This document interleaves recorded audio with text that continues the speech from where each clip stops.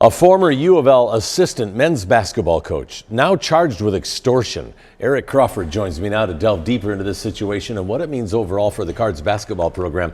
This is Dino Gaudio, had a long relationship with Chris Mack. You had that in your web story today on WDRB.com. Actually a mentor for Mack at one point.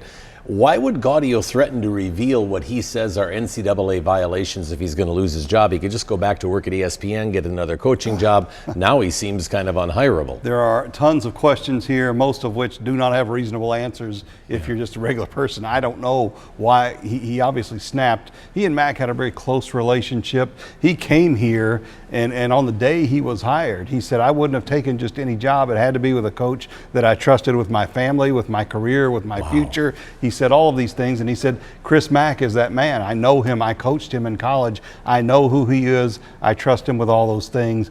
Obviously, when this went bad, it went really bad.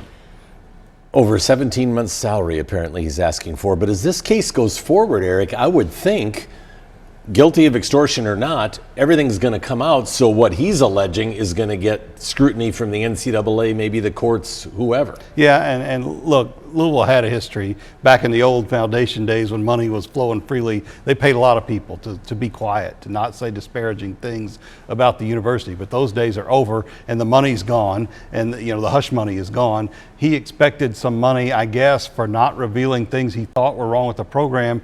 There are some violations involved in what Louisville has announced in terms of this extortion thing, what was in the charges, but they're very minor charges. They're not the kind of thing, you're going to get big money for. They're going to hurt Louisville, though, to be out there because they're under an NCAA inquiry already. You don't want more stuff, even if it's small, sitting off to the side. And let's talk more about that. U of L, again, under the national spotlight. This gets out on ESPN, all the wire services. The words extortion, violations, and Cards basketball. How devastating could it be with the NCAA, even if they're small, because it's an add-on? And then with recruiting, as you're trying to get these kids, the other coaches start chattering about this. Well, they're words you don't want linked together with your program. And Louisville has had plenty of that and enough of it, really. That's why this would have been nice for the university to avoid. I don't know how much recruiting damage it's going to do. What you really worry about is just going out, you're making a case in front of the NCAA independent accountability resolution process.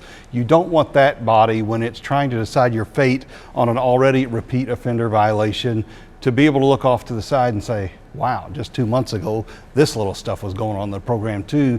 They really haven't cleaned up their act. That's not a message you want sent. These violations in themselves are not very much, but the fact that they exist, not exactly the best look. You wrote that U of L has not won an NCAA tournament game in 1,525 days. Who's counting? Is this program stuck in the mud with fallout from prior violations, recruiting shortfalls, it seems, and now this? Where does Chris Mack stand? Well, it's been a bit of bad luck because you figure they would have won a game last season, and not this past season, but the one before where the tournament was canceled.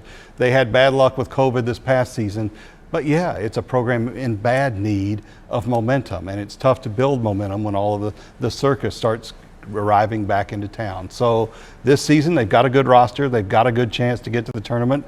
They have every chance to kind of get back on the right track, but the NCAA is still hanging out there, and now this thing, it's just tough to break free. All right, well, Eric Crawford, thanks for your expertise. We'll be following this story with U of L basketball.